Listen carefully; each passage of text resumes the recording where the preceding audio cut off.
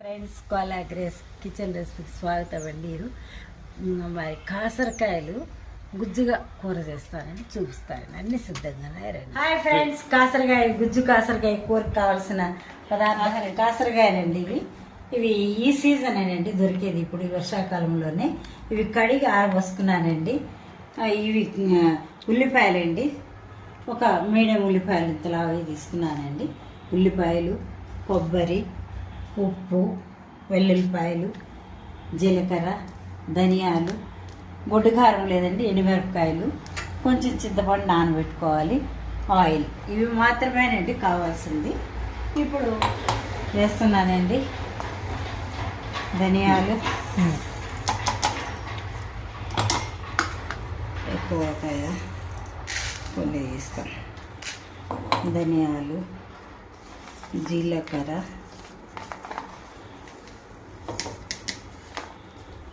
మళ్ళీ వేస్తాము ఎండుమిరపకాయలు, వెల్లుల్లిపాయలు,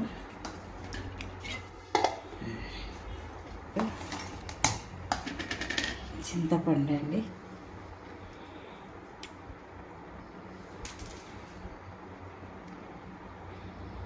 కొబ్బరి, ఉప్పు.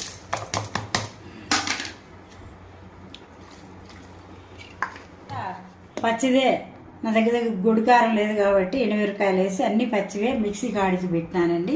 స్టవ్ అంటిస్తున్నానండి. ఇప్పుడు ఆయిల్ వేస్తున్నానండి.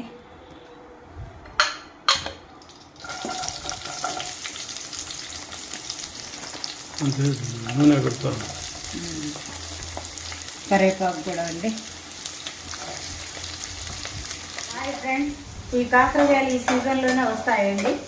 ఇది చలికాలము, ఈ వర్షం పడినప్పుడే వస్తాయండి. ఇవి పరిగెరుకున్నట్టేనండి, దేవుడు పరిగెరి ఉన్నట్టే. ప్రజలంతా తీసుకొచ్చి వెళ్ళి అవి చాలా కష్టంగా, తేళ్ళు అన్నీ ఉంటాయి దాని కింద, అన్నీ కోసుకొని వచ్చి కేజీ 200 వేరే ఊళ్ళలో, ఇక్కడ 100 రూపాయలు, అట్లా 50 రూపాయలు దిగిందండి ఇప్పుడు. అట్లా రకరకాలుగా రేట్లు ఉంటాయి. ఇవి చాలా మంచిది తింటే.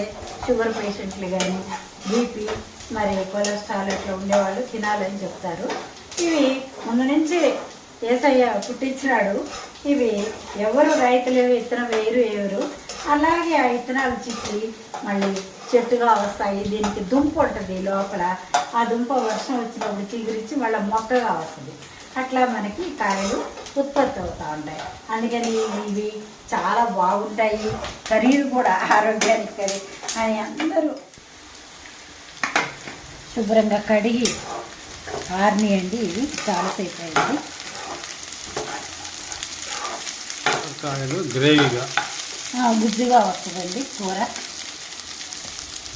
మన ధనియాలు, చింతపండు, జీలకర్ర, కొంచెం కొబ్బరి అంతా వేసినాం కదండి. పసుపు అండి,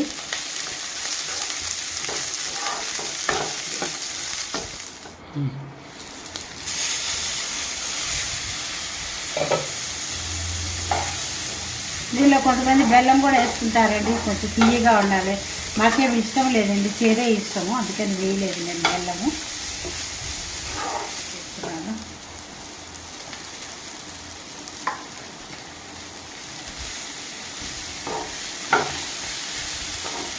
ఉప్పు కూడా వేసి మిక్సీకి పట్టేస్తాను కదా కొబ్బరి. ఇది ఏం చెడిపోదండి, 4-5 రోజులు, వారం రోజులు అని ఉంటాయి. ఎందుకంటే ఏమి వాటర్ వేయలేదు కదా, ఎక్కువ చింతపండు ఉంటుంది, నీరు పెట్టుకుంటే ఉంటుందండి ఇది. ఇంకా ఈ ఉల్లిపాయలు కూడా కనపడకుండా ఉండాలంటే మనం ఉల్లిపాయ, వెల్లుల్లిపాయ కూడా మిక్సీకి వేసేసేసి పెట్టేసుకుంటే బాగా గుజ్జుగా ఉంటుందండి కూర. ఈ ఫ్లేవర్లన్నీ కాకరకాయకి అంతా పట్టేస్తుంది. ఇదే పేస్టు పెద్ద కాకరకాయకు కూడా, పొడవు ఉండే కాకరకాయలకు కూడా వేసుకుంటారండి. ఈ చిన్న కాకరకాయలు కూడా ఇలాగే చేసుకుంటారు, బాగుంటుంది, గ్రేవీగా ఉంటుంది, గుజ్జుగా. ఒక 2 నిమిషాలు మూత పెడతామండి, బాగా మగ్గిపోయి.